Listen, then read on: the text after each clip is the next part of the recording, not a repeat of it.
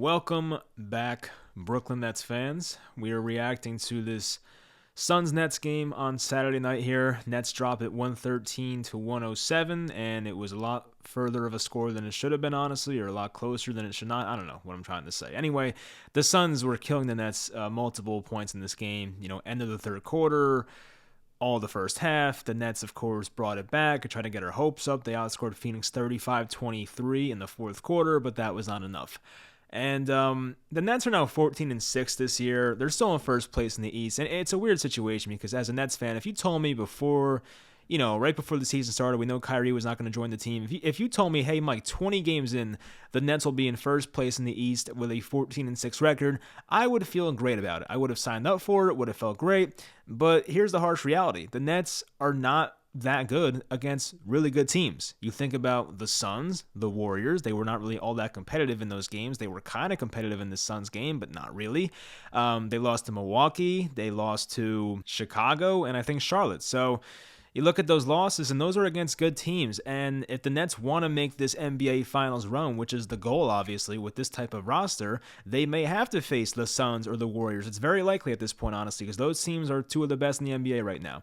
So the Nets came out in this game, and nothing really looked good from the start. I mean, Phoenix went up like 10 points right away. They were making their shots, and the Nets had no defense in the first half. The Nets' defense was basically, let's just leave a good shooter open and hope he misses. That was really the Nets' defense in the first half. It was disgusting. I mean, Devin Booker got every look he wanted to, and the Suns would just, post up DeAndre Ayton because we have no size on this team. He would just make a quick little, hook shot, turnaround shot easily. JaVale McGee was having a pretty nice game when he was in there. The Nets have no size, of course. Blake Griffin, another DNP. Paul Millsap is stuck in mud. He looks like he's just completely, I don't know. He just doesn't look good. I mean, Paul Millsap looks old. He looks like he's 36, however old he is. I have no idea. So I guess we'll address the elephant in the room. James Harden was just horrendous in this game. And I always try to be rational and not overreact. Some people are just like, oh, we can't have James Harden anymore. The guy sucks. And I'm like, no, he doesn't suck. He's off to a slow start, and he's not the guy he was in Houston. But I have to say, James Harden was pitiful tonight. You'll listen to people who just look at stats and say, well, dude, he had a triple-double with 13 rebounds and 14 assists. Well, it was one of the most Mickey Mouse triple-doubles I've ever seen in my life. It was terrible. I mean, James Harden in the first half had to be like 5 or 6 turnovers. He was throwing the ball out of bounds. He was just careless turnovers. They came out of a timeout at one point, and he basically threw a turnover to Bridges at half court where he had a breakaway dunk. It was awful. James Harden is so passive in this offense. It's kind of just, it's annoying to watch because we know from his Houston days how great of a scorer James Harden was. There was a time where James Harden was arguably the best scorer in the NBA not too long ago. Back in 2018, 2019, this guy was averaging 34 points per game in a season, or 36, whatever the number was. It was insane. And now this guy doesn't even want to shoot the damn ball. And when he did shoot the ball, James Harden's percentages were 4 of 15 from the field and 0 of 6 from 3. And every time James Harden shoots a damn three-point shot, he always wants to foul. He's always falling. It's very rare to see James Harden shoot a three-pointer and land on his 2 feet and stand after. It's like he falls more than he stands after a three-point shot. I understand the rules are like you have to let the shooter land, and he's trying to play that into his favor, but refs know by now that James Harden is foul hunting. That's no surprise. They are aware of that very much. I'm sure when the NBA got together this offseason and wanted to kind of be more strict about these rip-through moves and all that crap, James Harden and I'm sure Trae Young were the two guys the NBA was looking at and said, hey, we can't give those guys these calls. And James Harden's been suffering from it so far this year. He has been getting better lately, I will say that, but tonight was an example of you can't go out there against a team as great as Phoenix, who has won, 14 in a row, 12 in a row, 15, whatever the hell the number. It's great. They are a great team. You can't go out there and scored 12 points in that game. You know what I mean? And he had 4 points in the middle of the fourth quarter. So, I mean, it was 4 points when the game really mattered. He had an and-one at the end on McGee. He had a technical foul free, or a defensive 3-second free throw in there at one point as well. Another easy layup, I think. So, yeah, it's just he had 4 points in the middle of the fourth quarter. It was a disgusting performance in a bad way, because sometimes disgusting means good. Disgusting in a bad way performance from James Harden, and he's got to be better. He has to be more aggressive. I'm tired of this foul hunting and being passive and throwing these careless passes, and sometimes Harden makes phenomenal passes. He had an early pass to DeAndre Bembry, who, by the way, Bembry was freaking phenomenal. I want to talk about him later, but he had a very nice pass to Bembry earlier in this game. he does. James Harden makes really good passes sometimes, but there's also times where he throws some of these lazy lob passes that are easily intercepted, and James Harden just jogs back on defense, and it just brings pain to me. It really does. I don't know how else to say it. Patty Mills wasn't all that impressive. 3 of 7 from 3 actually, so his only shots were 3-point shots, and he missed 2 very key shots in the end of this game. He could have cut it to a 4-point game, I believe, and if he got another one that could have cut it to a 4-point game again. So 2 opportunities late in the fourth quarter to cut it to a 4-point game if he made a corner 3. And he's been great on corner 3 so far this year, it feels like. And I can't really get on Patty Mills because he's been phenomenal. I really can't say anything bad about the guy, but he was really not much of a difference maker tonight. LaMarcus Aldridge was an interesting guy because you look at him on one side of the floor on offense, and he was great. He was 8 of 12. He missed 1 3-point shot, but 2 of 2 from the line. But the problem with LaMarcus Aldridge, and you guys noticed this if you watched the game, he had no answer for Devin Booker, and the Suns were just always going to a switch. They were trying to switch Devin Booker onto LaMarcus Aldridge, and every time they got that, Devin Booker was scoring every single time. No exaggeration, right? So the Nets were in a point in the beginning of the third quarter where LaMarcus Aldridge hit the Nets' first 3 shots in the third quarter, but also on the flip side, on the defensive end, Devin Booker was getting switched on to LaMarcus Aldridge or vice versa, and Devin Booker was scoring every single time. So you have Aldridge making all these shots on offense, but you're also giving up points defensively because LaMarcus Aldridge obviously can't keep up with one of the best young scorers in the NBA and Devin Booker. And that's not LaMarcus Aldridge's fault. You're not, meant to guard a guy like Booker who's 25, 26, just very agile, one of the best scorers in the league, a great step back move. He can drive to the basket with ease. LaMarcus Aldridge at 36 and being a center is not supposed to guard that guy. It's not really his fault. I don't blame LaMarcus Aldridge for that, but Steve Nash, I was hoping would have a good game plan tonight, and we'll talk about him too. I guess we'll get to it right now. The Nets in this is the part that really pissed me off. Not only did I leave my friends tonight to come watch this game, I live kind of far from my friends now. This is more my personal life. I drove 45 minutes back home, left hanging out with my friends to go watch this game. I was very hyped up for this game basically the past few days. Since Thanksgiving, this game's been on my mind. The Nets obviously have not beaten a great team this year. And I'm like, look, we can get this team on 3 days of rest. The Nets have not played since Wednesday night when they beat the Celtics pretty easily, but they had Thursday off and Friday off, right? So they had basically 3 full days off. And the Nets had no game plan whatsoever out here. And it was pretty bad. Steve Nash, I don't know what he did. I don't know if he was still hungover from Thanksgiving. I have no idea. What was the game plan tonight? We saw nothing great defensively that was that was a brilliant game plan by Steve Nash. We saw nothing like that. There were times where the Nets defense really turned up their intensity. We saw it in the end of the second quarter when the Nets cut it to a 5-point game somehow. I'm still shocked that happened. And then, of course, late in the fourth quarter when, of course, Phoenix on the second half of a back-to-back, which is what I wanted to get to, Phoenix is playing the second night of a back-to-back. And the Nets had 3 days off. That's where it pisses me off. And the Nets were the home team. So Phoenix just played the Knicks the previous night on Friday night. They beat them pretty easily. Then they come to Brooklyn, tired legs, and they just blow the Nets out of the building in the first half. I know, once again, it was kind of close at halftime, but once the third quarter started again, they took a massive lead. So it's just the Nets have no excuses whatsoever. I don't care if Kyrie Irving is not here. I really, obviously I care, but that should not be the excuse of why the Nets lost this game. It really shouldn't. Do the Nets win this game with Kyrie? Maybe. I don't want to answer those questions, but maybe they do. The fact of the matter is the Nets are supposed to be finals contenders, right? I think they have one of the best odds right now, maybe the best odds to win the NBA finals this year. And you're on 3 days rest, and Phoenix is coming off the second night of a back-to-back on the road, and you can't even compete with them. So what was Steve Nash's game plan? That's what I want to know. I don't really know most of the X's and O's in basketball. I do know a good amount, obviously, but if you said, hey, Mike, how would you shut down the Phoenix Suns? I have no freaking idea. I'm not an NBA coach. This is not stuff I'm supposed to know.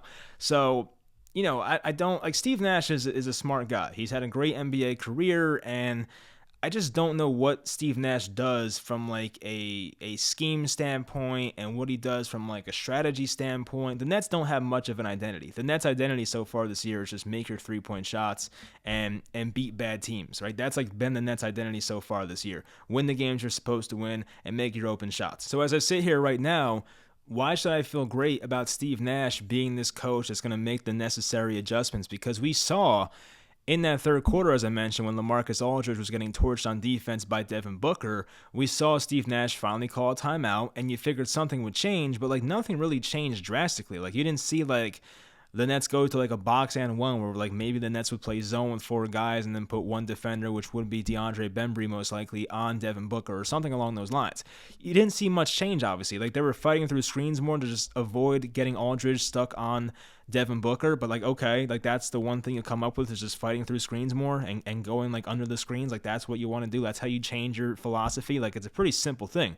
And the Nets defense, as I mentioned, there was times they looked awful and times where they looked really good. But really what it came down to was the turnovers in this game. It's no surprise, of course, based on how bad the Nets were at holding onto the ball today. So looking at the turnovers, the Nets had 20 turnovers in this game. I think they had 15 in the first half, which is unheard of. When you're on pace for 30 turnovers, you're not going to win any games. I'm sorry. It's just not going to happen. And here was a stat from, I think it's Stat Muse, I'm pretty sure it's pronounced, Stat and Muse. The Nets are 4-6 versus 500 teams this season. So they're the only team better than 600, 600 or better record percentage to have a losing record versus 500 teams. So, like, then I don't know, like, I don't want to sit here and be concerned on November 27th and be like, oh my God, the Nets are not going to get through the playoffs. There's no chance they win a championship. No, I'm not going to sit here and say those things. It's still relatively early. We're only 20 games in, but the fact of the matter is that the Nets have not showed up really in games where they played elite opponents, and I don't know why. I don't know why they can't get up for these games, and they do get up for the games against bad opponents. Like, I give the Nets credit for actually beating the teams they're supposed to beat. Like, that's pretty important, of course. You're supposed to beat the teams you're supposed to beat, and the Nets handle that, right? But when you're playing the game, when you're playing these teams that are the elite groups, the Warriors and the Suns and the Bucks and whoever else, you just don't see that sense of urgency. Like I saw on Yes Network, this was the largest Barclays Center crowd in like Nets history, I believe. Like, this crowd came to this game, and it was majority Nets fans, and Kevin Durant was getting a large amount of MVP chants, and I was happy to hear that, of course, but like, this crowd is ready to see a great performance from the Nets. Like, not like a great, like an all-time, like, beat the Suns by 30 type shit, but like, just put on a good show and like actually compete out the gate and not be down by 15 points in the first quarter, be down by 20 in the second quarter. Like, no one came there to see that. And I'm sure there were some Suns fans there because look, it's a great performance. It's a great, two really good teams going against each other. One team's on that massive win streak, of course. And as I'm sitting here watching the Nets turnovers now, it's just embarrassing. I mean, it really is. That play where James Johnson and James Harden just somehow knocked a ball out of bounds that was an uncontested rebound, that's what really set me over the edge. Like, I was at a point where I tweeted earlier that like, I never turn off Nets games early. I never turn off Giants games early. I don't do that. I hate to do that as a fan because I fear of missing out on special things like, the Kings game in 2019 when D'Angelo and the Nets came back 28 down in the fourth quarter. Even the Suns game last year when James Harden and Jeff Green had that great comeback at Phoenix. We've seen great Nets comebacks in the past, so I don't want to turn off Nets games early. But when James Johnson and James Harden knocked a ball out of bounds on an uncontested rebound, that's what it was like, oh my gosh, are you kidding me? Like, some of the stuff, it's like, okay, maybe the defense fooled you there. Maybe you got caught in the air and didn't want to come down with the ball and have it be a travel. I get all that. But like that's what you're doing. Like, you're basically trying to pad your stats and you're going to just fight with your teammate over a rebound and have it go out of bounds. Like, it's so avoidable. It was really concerning. Like, I hated seeing that. All right, let's get to some good stuff, I guess. Kevin Durant was great. He played 45 minutes, but put up 39 points, 9 rebounds, 7 assists, 4 steals, 1 block, 5 turnovers. So KD was great. And, it wasn't like the most efficient game. It was 13 of 28. We've seen KD have just ridiculous efficiency all season, but 28 shots is a lot. Obviously, that was like Kobe on the Lakers type stuff. But yeah, Kevin Durant was a bright spot, of course. And DeAndre Bembry, I have to say, I mean, I don't know what his numbers were exactly against Devin Booker, but he was really good on defense, Bembry. And the way he cuts, it's like very reminiscent of like Bruce Brown. And not saying Bruce Brown's a thing of the past, but right now Bruce Brown's not getting the minutes that, Bembry's getting. Bembry played 35 minutes tonight, and Bruce Brown had 5. Now, is part of that because Bruce Brown missed the previous handful of games with a hamstring injury? Possibly. But I do think a lot of it is because Bembry is right now playing a lot better, and Bembry's a better fit for this team. And maybe Bruce Brown's just not that same guy he was last year or something. I have no idea. Bruce Brown hasn't really impressed me all that much. The floaters he has, when they go in, they look cool, but they're not really a high percentage shot. His three-point shot has looked better this year, but Bruce Brown has not been to a point where you're like, oh, you can't bench that guy. He hasn't been to that level yet. So Bembry has clearly been better. Bembry was 9 of 11 from the field, had 9 rebounds, 1 assist, 2 steals, had a +8 +minus, one of the few guys who had a plus in their +minus here for the Nets tonight. The only other guy actually with a positive +minus was James Johnson, +14. And James Johnson even had a frustrating game. Like, he was really good on defense and switching once again, because James Johnson, as I mentioned in one of my previous Nets videos, is great because he can switch on anybody. He can guard all 5 positions, James Johnson. But James Johnson did have a lot of easy missed layups that just rimmed out. And it was frustrating. The Nets needed those baskets, and then it kept rimming out for him, and it was annoying. So, James Johnson wasn't horrible. 3 for 7, 3 of 7 from the field, had 6 rebounds in this one. So, yeah, it wasn't a great game, but it wasn't terrible either. Just had some couple easy misses in there that he probably wishes he can get back. But really, what this comes down to is James Harden and the Nets' inability to show up against these great teams. James Harden, if James Harden played the way he's supposed to play, the Nets probably win this game. If James Harden doesn't throw a stupid amount of turnovers and shoots better than 0 of 6 from 3 and better than 4 from 15 from the field and is more aggressive on offense, then yeah, maybe the Nets actually win this game. So it starts with James Harden. I think Steve Nash is probably a problem tonight because, once again, I don't know everything about the X's and O's and how to beat the Phoenix Suns myself, but for Steve Nash to not even have a decent game plan coming into this with 3 days off is not what you want to see, of course. And Paul Millsap's a guy I can blame because he looks washed right now, but really those are the main problems. James Harden looked bad tonight. Steve Nash had no game plan, and the Nets had a crazy amount of turnovers and played no defense at certain points in this game, and they can't compete against elite teams. So when does that start to change? Is it going to be January, December, February, March, April? When do the Nets actually start to compete against really good NBA opponents? Coming up here, as I always go over the schedule, they play the Knicks on Tuesday. Nets are home for that one, but it'll probably be a Knicks home game based on the fan base there. Nets play the Timberwolves after that. They play Chicago next Saturday. So, look, they're home in that one as well. That's one where, okay, maybe they can beat a good Chicago team. I would hope they can get them the second time around this year because that's actually the second night of a back-to-back. So the Nets actually play the Timberwolves on a Friday and play the Bulls on Saturday. So maybe they, bench one of their superstars in that Friday game or something. I have no idea. I don't know if you consider the Bulls an elite team. They are very good this year, and they're fun, and now they have Lonzo and DeRozan. Maybe they're actually pretty good. And Vucevic, who I think might be out. I forget, honestly. But, they're fun. But I don't know if I consider them, in that Warriors and Suns range, but sure, maybe you can say that. Okay, so next Saturday, a week from now, can the Nets go out there and beat a Chicago Bulls team when they're the home team coming off the second night of a back-to-back? That's what I want to see. They play the Denver Nuggets December 19th. They play the Sixers on December 16th. They'll get their shot here with good teams coming up. But the closest one here is Chicago. You don't want to have look-ahead games. Obviously you want to take care of the Knicks on Tuesday. You want to take care of Minnesota on Friday.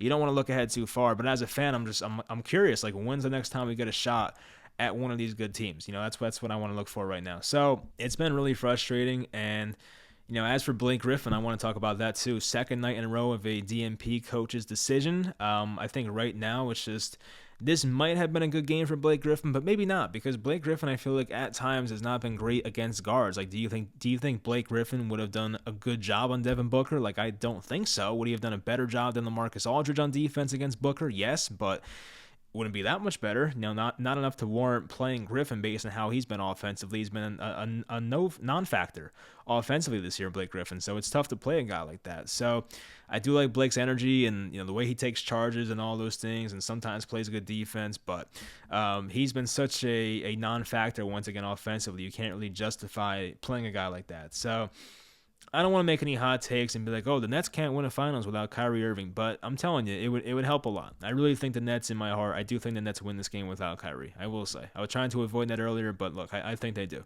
So yeah, I don't know where they go from here. Yeah, hopefully they take care of business next couple matchups here with the Knicks and Timberwolves and get back at it next Saturday against Chicago. You're the home team once again. And I don't know if they'll be favored or what. Yeah, it would like usually with the Nets, I have a pretty good feel about like just like the vibes going into that game. Like I did not feel great about the Nets winning this game tonight. Obviously, I would have loved to have been proven wrong. There's a lot of times I feel the same way about the Giants, how I don't feel great going into those games, and sometimes they win, and it feels great. But with the Nets here, it was like I wasn't feeling confident that the Nets were going to take care of business. Sometimes I have like just a funny feeling of like, okay, like the Nets I think are going to have a good game tonight and they're going to go out there and beat the Phoenix Suns or whoever. And I just didn't really have that feeling tonight. So I was hoping for a close and competitive game. I kind of got it based on the final score, but man, in the second quarter to be down by 20 at home and have the home crowd get out of it, it was bad. So yeah, I'm disappointed obviously, and things got to get better. That's it. It's still November once again. I don't want to get too crazy, but I don't know. It's frustrating, and I was hoping for a better performance out here. Like, even if the Nets, like, let's say the Nets were up 20 and blew a 20-point lead, I feel like I would have felt better about that because at least they would have shown at one point in the game where, hey, they can really go out there and dominate, not dominate, but, like, really play well against an elite team. But in this game, it was more of, like, they were always down in this game. The Nets, like, never had a lead in this game, it felt like, and they were always playing catch up, and sometimes they would cut up to 5 points or 7 points or 10 points, but they never had a lead in this game. So I kind of wish they like blew a 20-point lead, if that makes any sense, because right now we just don't know if the Nets can beat these elite teams. Like they can be, like on paper, the Nets have a good roster. We know that. Like they can beat anybody, but for some reason against these great teams, we have not seen it so far. So I don't know what's missing. I don't know if it's James Harden being too passive. I don't know if it's the turnovers. Like I kind of want to go back now and watch all the games against the elite teams and know like what went wrong in those matchups. Like I remember the Warriors game, it was more of like the Nets were not shooting well. They shot like under 30% from three, and Steph Curry was making every shot. Like that was the main problem, of course, and the Nets were getting severely out-rebounded in that game as well. So like there's reasons they lose these games, of course. I can't really see like a common denominator as to why they can't beat these elite teams. It's not like it's simple of like, oh, well, they are just not boxing out the right way, or oh, they're not shooting the ball well. Like I feel like it's a different thing every time. So I do hope that with the basketball minds they have on this team, with Kevin Durant being around forever and James Harden and Steve Nash being in the league forever and being a coach now in year two, I hope they really can figure this out, because I just think this team is too good to not compete with really good teams. Like I do think at some point this year the Nets will beat a good team, which, yeah, it's crazy to say that. I get it. But still, I think at some point they'll figure this out, and hopefully we look back on this and say, oh, remember that funny point? Remember that funny point in the season early when they couldn't beat good teams? That was a good time. Like, that was funny. Hopefully we can look back on that and laugh at it. But right now, it's kind of a serious matter because we have not seen it yet. So, and it's also funny because in that Warriors game, I'm remembering this now. Steph Curry had like 5 fouls in the early, or 4 fouls in the early third quarter. They took him out, and the Warriors still went on the run. And it's kind of a similar thing happened here because Devin Booker had 4 fouls somewhat early in this game, and like the Suns really didn't like give up much. I feel like I could be wrong. Maybe that was the time the Nets went on a run. I forget. Actually, yes, I'm wrong because I remember when Booker was out, the Nets made that run in the fourth quarter, so that is incorrect. But still, yeah, I mean Devin Booker just had his way all night, and it was just too easy for him. I guess shout out to Suns fans. You guys played well, and you have a great team. Shout out to Landry Shamet getting a win against his former team. What did Javon Carter do tonight? Speaking of that trade, Javon played 3 minutes and did nothing, so 1 turnover. So yeah, I mean, congrats to Shamet and Suns fans out there. Great team, and I do hope we get to see the Suns in June at some point. I'll sign up for that. Obviously, I'll sign up to be in the finals against anybody, but that would be fun. So we'll see what happens as the year goes on, and hopefully number 11 is playing for the Nets at that point. So we'll find out. Anyway, I hope you guys enjoyed this video. It was kind of a long rant, but I had to because tonight was just a lot of stuff had to get off my chest about this game and the Nets in general. So once again, I'll be making a podcast for my Nets content at some point, and when I do that, I will let you guys know. So if you guys enjoyed this video, hopefully we beat the Knicks on Tuesday, and I'll talk to you guys next time.